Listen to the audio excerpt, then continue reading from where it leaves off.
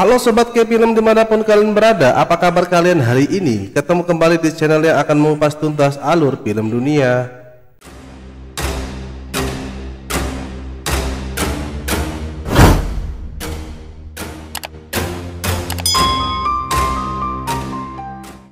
Seperti biasa, saya ingin menyapa kalian semuanya. Gimana nih kabarnya hari ini?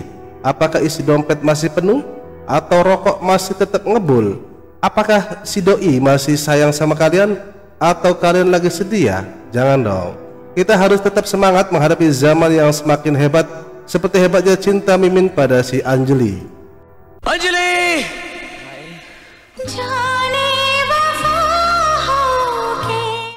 Film ini mengisahkan tentang seorang pemuda yang merupakan anak lelaki dari ketua suku barbar yang melakukan perburuan pertamanya. Namun dia mengalami kegagalan dalam debutnya, hingga namanya pun hilang bersamaan dengan bangkai puluhan bison yang merupakan hewan yang mereka buru. Apa yang sebenarnya terjadi dengan perburuan itu, dan apa yang dialami oleh sang pemuda itu? Yuk mari sama-sama kita saksikan dan kita tonton, serta kita dengarkan sebuah film karya sutradara Albert Hughes yang berjudul Alpha yang rilis pada tahun 2018.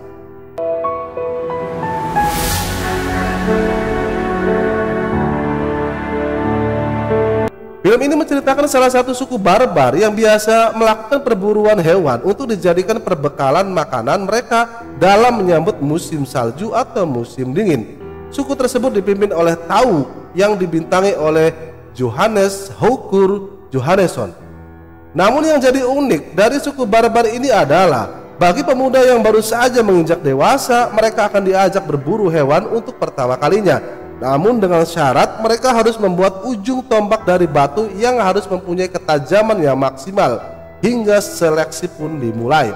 Di antara mereka ada yang gagal dan ada yang berhasil, dan salah satu yang berhasil adalah anak laki-laki dari ketua suku barbar itu yang bernama Keda, yang dibintangi oleh Cody Smith McPhee, yang membuat ujung tombak dari batu itu benar-benar sangat tajam. Namun setelah seleksi itu selesai, maka perkelahian di antara mereka pun dimulai, hingga sang ketua Tahu menghentikannya, dan perkelahian itu pun adalah salah satu bagian dari adat di suku barbar tersebut.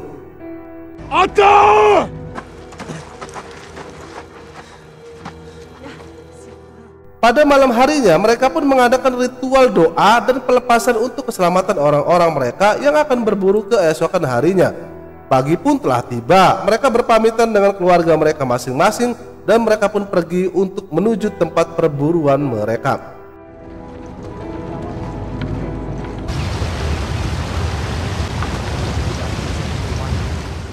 Singkat cerita, mereka pun sudah sampai di sebuah batas wilayah dengan tanda tumpukan batu yang tinggi. Namun mereka melihat ada suku lain yang berjalan menuju ke arah mereka, dan ternyata itu adalah suku dari teman ketua Tahu yang sedang melakukan perburuan juga. Kedua suku itu akhirnya bergabung untuk melakukan perburuan bersama-sama.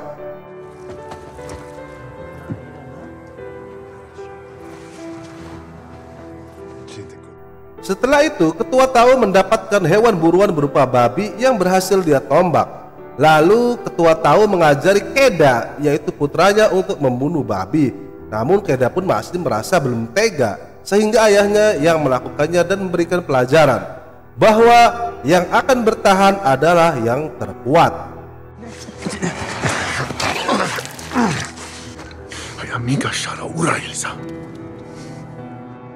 Malam itu mereka sedang beristirahat dan memakan daging buruannya.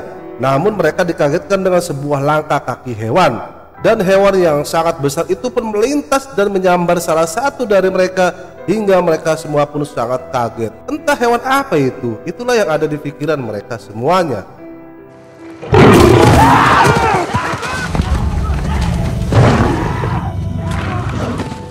Hari demi hari mereka lalui, malam yang dingin serta panas yang menyengat pun mereka hadapi hanya untuk perburuan ini. Hingga pada malam hari mereka sampai di sebuah goa, di mana di situ dihuni oleh wanita pembuat tato, dan mereka pun singgah untuk menato tangan para pemuda yang baru berburu dengan tato gambar rasi bintang sebagai penanda jalan pulang. Kiamana Mahakansa.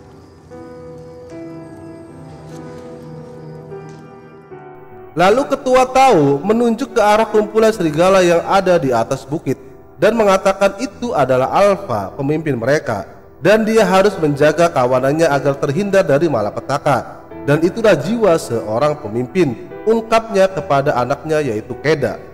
Setelah berjalan cukup lama, bahkan berhari-hari lamanya, mereka pun akhirnya sampai di tempat di mana terdapat ratusan hewan bison berkumpul.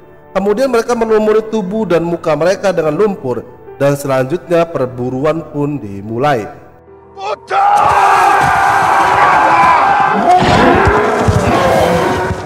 Mereka merangkak mendekati ratusan bison yang sedang berkumpul, dan pada saat yang tepat mereka pun akhirnya menyerbu bison itu. Ketika para bison itu mengejar ke arah mereka, mereka pun melempari jalan mereka dengan tombak sehingga kawanan bison itu pun berbelok arah. Dan para kawanan bison itu pun berlari mengarah ke jurang, hingga akhirnya ratusan bison itu pun jatuh ke bawah jurang dan mati.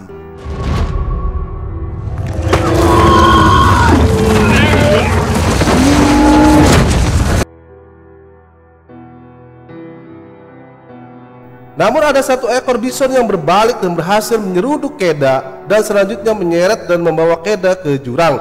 Kemudian ayahnya Keda menombak bison itu hingga mati.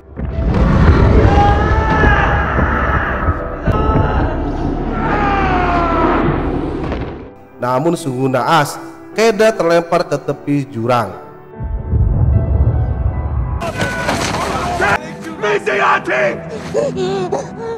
Dia sempat meraih tebing, namun akhirnya dia pun terjatuh dan membentur tebing beberapa kali hingga tubuhnya pun mendarat di tengah-tengah tebing yang tinggi dan curam itu.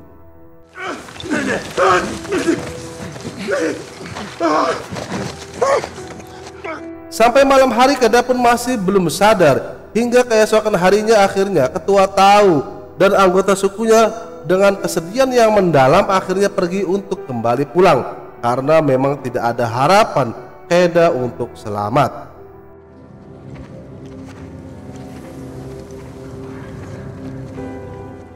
Keda pun akhirnya terbangun ketika seekor burung bangkai mau memakan mulutnya. Dan dia pun merasa kaget dengan keadaan dirinya yang ada di tengah-tengah tebing yang di bawahnya adalah jurang yang begitu sangat dalam. Ayah! Dia berusaha turun, namun nampak tidak ada jalan untuk dia menuruni tebing tinggi itu.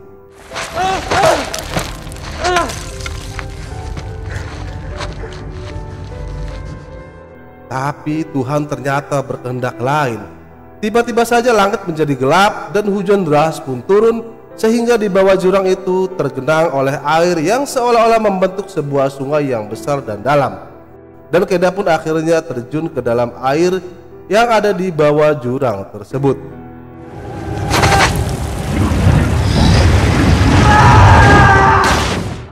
Setelah sadar, ternyata dia masih berada di sekitar tempat di mana dia terjatuh. Lalu dia memanggil-manggil ayahnya. Ayah! Namun saat melihat tumpukan batu yang menandakan bahwa dia telah mati, akhirnya dia sadar bahwa ayahnya beserta orang-orangnya telah pergi meninggalkannya.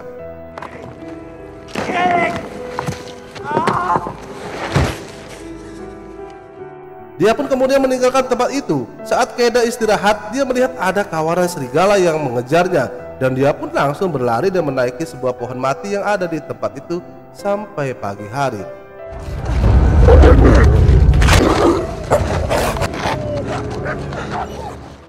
Ternyata dari kawanan serigala itu ada yang terluka di bagian tubuhnya hingga Keda pun akhirnya menolongnya, membawanya dan mengobatinya. Kemudian Keda membawa serigala itu ke atas goa yang ada di atas bukit karena ada sekumpulan hena yang pasti akan memangsa dirinya dan serigala itu.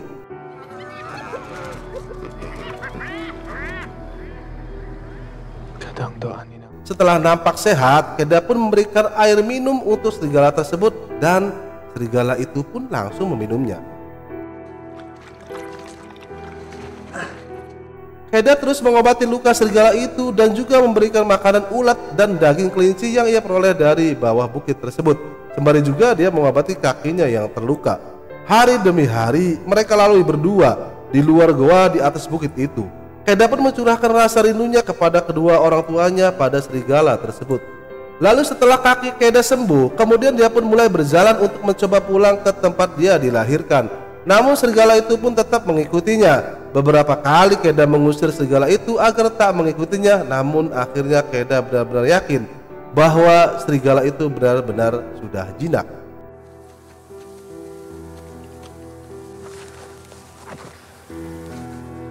Hingga mereka berdua pun saling bantu dalam berburu makanan untuk kebutuhan mereka. Dan akhirnya mereka berdua pun menjadi sangat akrab.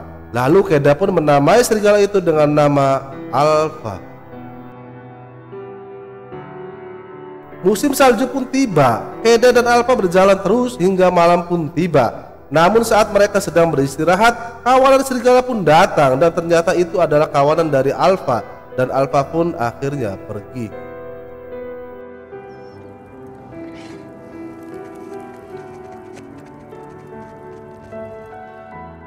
Keda pun terus berjalan di badai salju yang semakin menggila hingga dia pun akhirnya bertemu kembali dengan Alpha.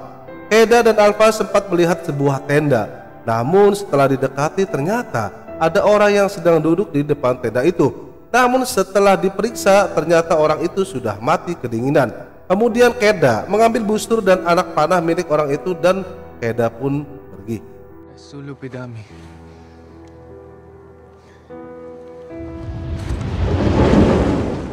Saat mereka berjalan, badai salju pun datang dan sialnya ada kawanan hyena yang mengejar mereka. Keda dan Alpha pun lari hingga masuk ke dalam gua.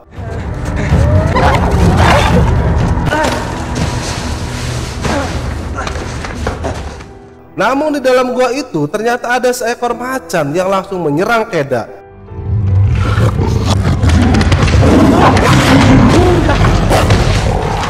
Namun Alpha langsung menghalau macan itu. Dan saat Alpha bergulat dengan macan itu, Keda pun berhasil memanah macan itu tepat di jantungnya. Dan seketika itu macan itu pun mati. Setelah memakan daging macan itu, Keda dan Alpha pun melanjut ke perjalanannya. Hingga sampailah Keda dan Alpha di tumpukan batu yang menjadi batas dan tanda saat Keda dan ayahnya mulai berburu. Kapa, Anirma. Di derasnya hujan salju, mereka terus berjalan dan akhirnya Keda pun sampai di tempat tinggalnya. Mengetahui yang datang adalah Keda, ayahnya dan ibunya pun langsung memeluknya. Keda. Kemudian memberikan pertolongan pada Keda dan serigala tersebut. Namun ternyata Alpha selama ini sedang hamil dan saat itu anak dari serigala itu pun lahir. Mamiga dura julea. Karanzi to kaze. Film ini diakhiri dengan Keda dan anggota sukunya yang hendak melakukan perburuan dengan ditemani oleh beberapa ekor serigala yang dipimpin oleh Alpha dan film ini pun selesai. Oke teman-teman, K-Film dimanapun kalian berada, terima kasih telah menonton video saya. Jangan lupa bagi kalian yang belum support channel saya, silahkan klik subscribe, klik notifikasi lonceng, komen yang mantap, dan bila video ini bagus dan bermanfaat silahkan bagikan video ini ke teman sobat K-Film channel yang lainnya. Oke, terima kasih.